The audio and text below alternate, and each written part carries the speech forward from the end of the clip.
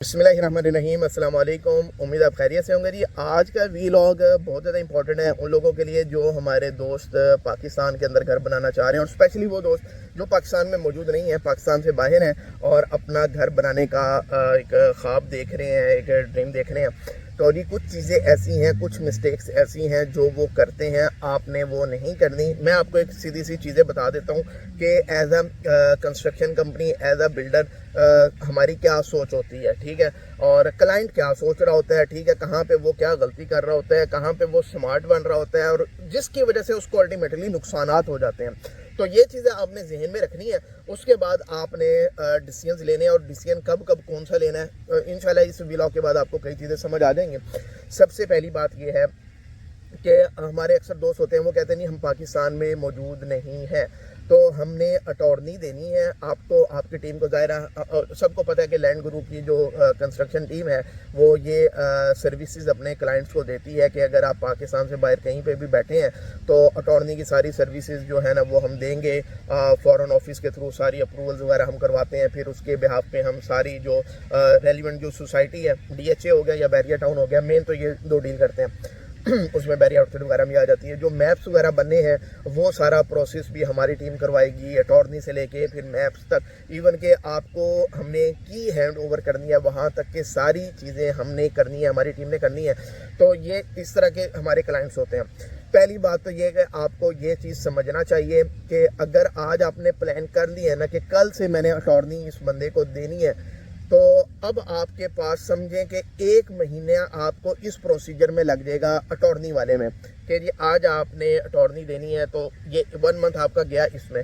उसके बाद आपका बहरिया टाउन में घर है या आपका DHA वगैरह में घर है या किसी और सोसाइटी में, या LDA से रेलिवेंट कोई ऐसी है जहाँ पे डायरेक्टली जो की अप्रूवल वगैरह होगी वो करेगा ही LDA, उसमें सोसाइटी इन्वॉल्व नहीं है।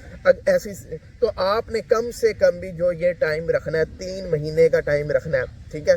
DHA में थोड़ा पहले हो जाता है, लेकिन अगर DHA में भी ऑब्जेक्शन लग जाए तो 1 मंथ के बाद फिर आपको उनका रिप्लाई आता है। तो आपने अटॉर्नी जिस दिन आपको आपके बंदे को पाकिस्तान में मिल जाएगी उसके बाद आप कम से कम 3 महीने का टाइम रखें।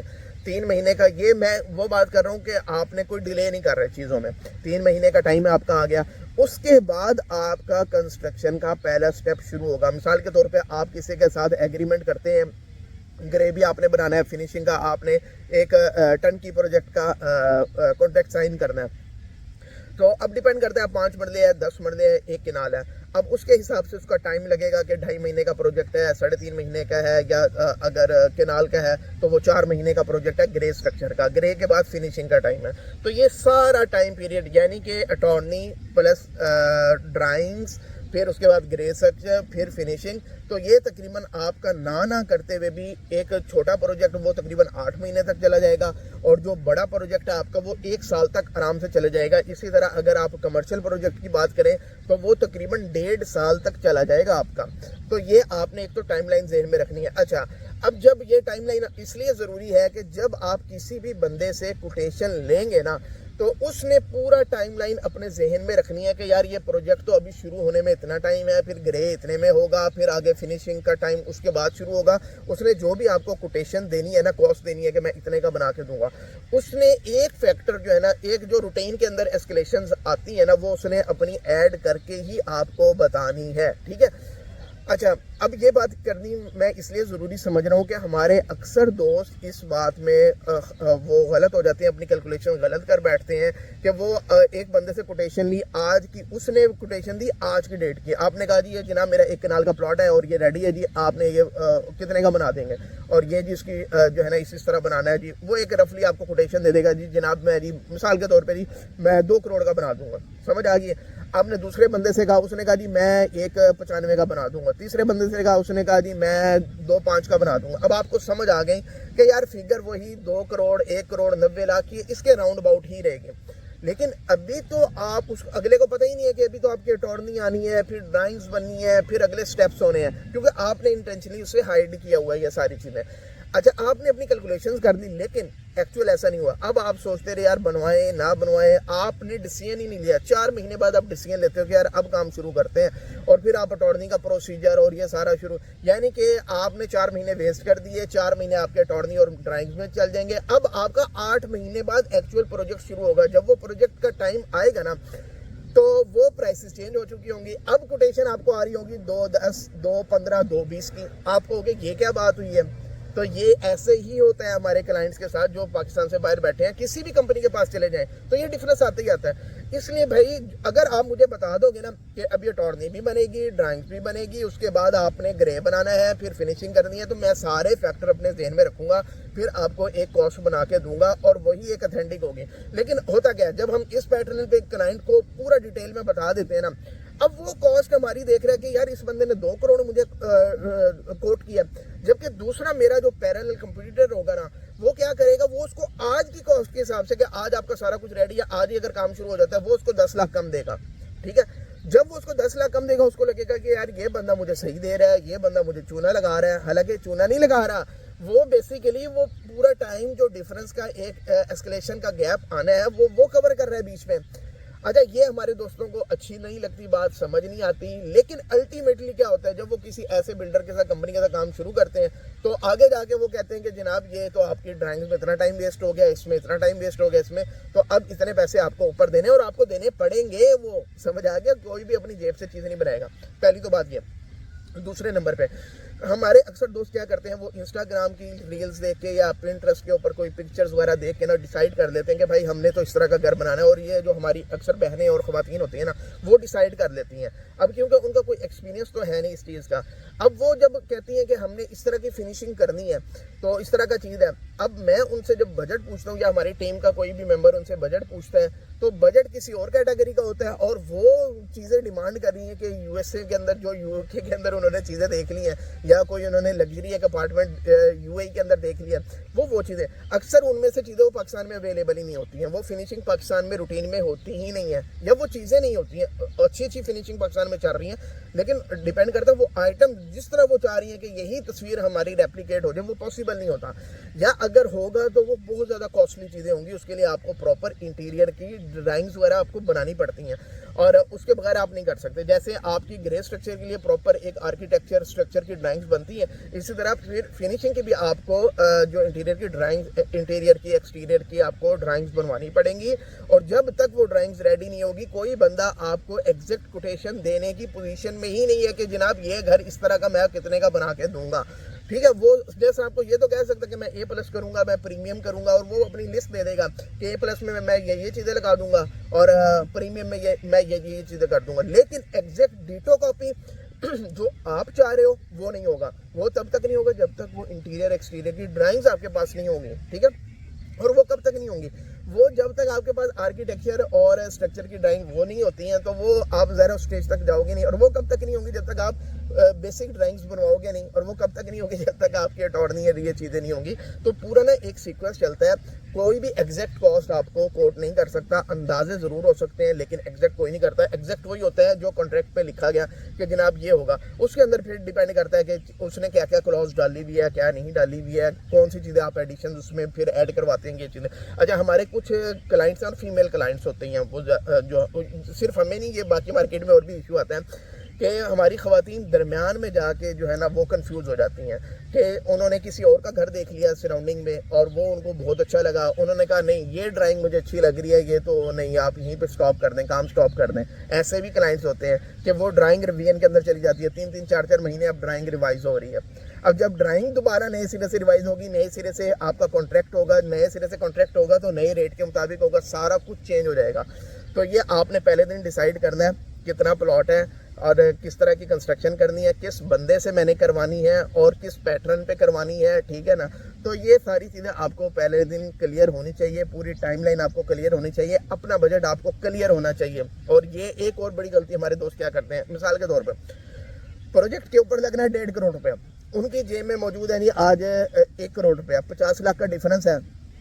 अच्छा, उन्होंने प्लान कर लिया कि पूरा प्रोजेक्ट ही करना है। भाई आप पूरा ना करो, आप पहले एक स्टेप में ग्रे स्ट्रक्चर करो, फिर आप फिनिशिंग की तरफ जाओ, ये वाला काम ना करो। लेकिन वो क्या करते हैं, अक्सर बिल्डर के साथ, कंपनियों के साथ वो एग्रीमेंट कर लेते हैं कि जनाब ये आप शुरू करें, और उनको होता है कि कहीं से लोन ले लेंगे, ये ले लेंगे, वो ले लेंगे, पैसे आ जाएंगे। दरम्यान में जब 1 करोड़ ख़त्म होता है, पैसों का रेंज होता नहीं है। अब वहाँ पे जो है ना बिल्डर की और उनकी एक लड़ाई बन जाती है, ठीक है। और उसके अंदर जब आप कभी भी विन विन सिचुएशन में नहीं होते, क्लाइंट कभी भी विन में नहीं, आपके 5-10 लाख उसके नीचे लग गए हैं, बिल्डर के या कंस्ट्रक्शन कंपनी के नीचे लग गए हैं। ऐसी सूरत में आप अगर कॉन्ट्रैक्ट से एग्जिट भी लोगे ना, आपका नुकसान है। बहुत कम चांसेस होते हैं कि क्लाइंट सेफ जोन में हो, अदरवाइज क्लाइंट सेफ जोन में नहीं होता, वो आप ही होता। इसलिए भाई आपका बजट पूरा नहीं हो रहा तो आप उसके अकॉर्डिंग चीज़ बनवाओ, या आप फिनिशिंग के अंदर कंप्रोमाइज़ कर लो, या आप पहले एक स्टेप पूरा कर लो ग्रे का, फिर आप फिनिशिंग की तरफ चले जाओ। आप रिस्क ना लो कि मुझे इतने पैसे यार मिल जाएंगे ना। हाँ, आपको क्लियर कट है जी, मेरा इतना बोनस आ जाएगा, या इतनी मुझे कंपनी दे देगी, या मेरा कंपनी इतना लोन अप्रूव कर देगी, हर हाल में कर देगी, सबका कर, फिर आप स्टेप लो। अदरवाइज आप सोच समझ के करो, अदरवाइज आप 5-10 लाख का वैसे ही टीका लगवा लोगे। समझ आ गई है? अच्छा, ये सारी चीज़ें जो हमारे दोस्त गलती करते हैं। और एक सबसे इंपॉर्टेंट चीज़, आखिरी बात शेयर करता हूँ, बातें तो बहुत ज़्यादा हैं। एक बहुत बड़ी गलती करते हैं, अक्सर क्लाइंट कहते हैं 1 कनाल का घर है, आप कितने का बनाएंगे, ग्रे कितने का बनाएंगे, फिनिशिंग का कितना बनाएंगे। एक लाइन के अंदर क्वेश्चन होता है, उसका हमको आंसर ही नहीं देते हैं। समझ आ गया? हमें पता लग जाता है कि यार इस बंदे ने अभी घर ही नहीं बनवाना। समझ आ गया? और जब हम अच्छा गलती से पूछ लेना कि प्लॉट किस सोसाइटी में, तो ऐसे ऐसे भी हमारे दोस्त हैं, वो कहते हैं कि आप अपना रेट बताइए ना, आपको क्या कि बैरिया में हो, DHA में हो, या लेक सिटी में हो, इत्तेहाद टाउन में हो, कंस्ट्रक्शन कॉस्ट तो सेम होती है ना, आप अपना बताएं। तो ये अक्सर वो लोग होते हैं जिनके पास प्लॉट भी मौजूद नहीं होता। अभी उन्होंने ये डिसाइड करना होता है कि हमने प्लॉट कितने साइज़ का लेना है और कौन सी सोसाइटी में लेना है, फिर उसके बाद आगे बात चलेगी। जिस बंदे के पास प्लॉट नहीं है वो एस्टिमेट लगा रहा है कि मेरी कंस्ट्रक्शन कॉस्ट कितनी आएगी।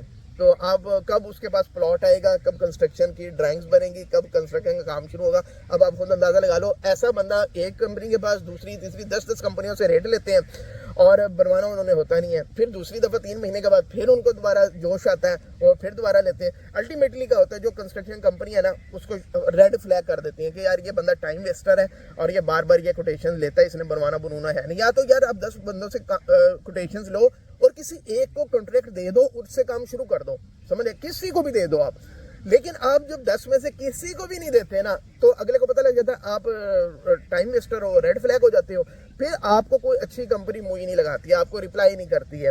फिर आपको लोकल ठेकेदार बिल्डर, जब आप इस पोजीशन में 2 साल के बाद आओगे ना घर बनवाना, किसी लोकल ठेकेदार बिल्डर के हत्थे आप चढ़ोगे और वो आपको अच्छी तरह मांझा लगा देगा। समझ आ गई है? क्योंकि जो कंस्ट्रक्शन कंपनी होती है ना, उसको फिर अपनी रिप्यूट का फ़र्क होता है, पड़ता है कि यार मैं सोशल मीडिया पे हूँ, मेरी रिप्यूट है और मैंने ना एक लॉन्ग टर्म बिजनेस बनाना है। वो कहीं ना कहीं आपके साथ निगोशिएट भी करेगा, आपकी बात सुन भी लेगा। लेकिन एक ठेकेदार जिसका आज इस स्ट्रीट में घर बना रहा है, कल को दूसरे मोहल्ले में निकल गया, कल को चौथे शहर में चला गया, तो आप उसको कहाँ से पकड़ लोगे? कल को कोई घर के अंदर मसला आ भी गया तो आप उसको फॉलो नहीं कर सकते। लेकिन एक कंस्ट्रक्शन कंपनी तो वहीं मौजूद है, वो वहाँ पे काम कर रही है, वो कहीं नहीं जा सकती। और घर के अंदर छोटे छोटे इश्यूज आते रहते हैं, ठीक है ना।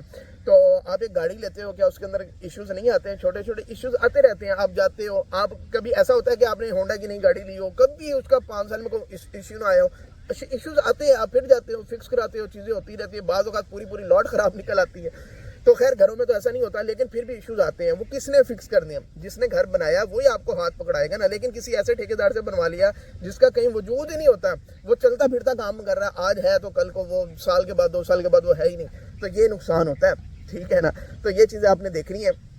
और बाकी हमारे चैनल को फॉलो कर लें, इस तरह की अपडेट्स आपको मिलती रहेंगी। बाकी हमारा टिकटॉक, इंस्टाग्राम, फेसबुक और ये यूट्यूब की शॉर्ट्स, यहाँ पे हमारी कंस्ट्रक्शन से रिलेटेड सारी चीज़ें आ रही होती हैं। आप उसको फॉलो करो। आपने रेजिडेंशियल बनाना है, प्रोजेक्ट कमर्शियल बनाना है, फिनिशिंग करनी है, या आपने A++ ग्रे स्ट्रक्चर बनाना है, हर तरह की आपको इन्फॉर्मेशन बड़ी ज़बरदस्त मिलेगी।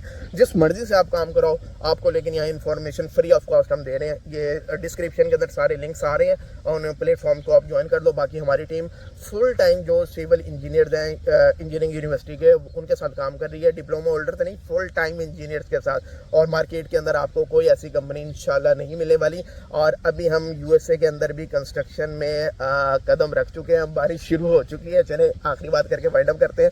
तो दुआ कीजिएगा हमारे लिए कि हम यहाँ पे भी सक्सेसफुल हो और इंशाल्लाह लैंड गुरु कंस्ट्रक्शन टीम में इंशाल्लाह एक दिन दुनिया के मुख्तलिफ मुल्कों के अंदर आपको कंस्ट्रक्शन करती नजर आएगी।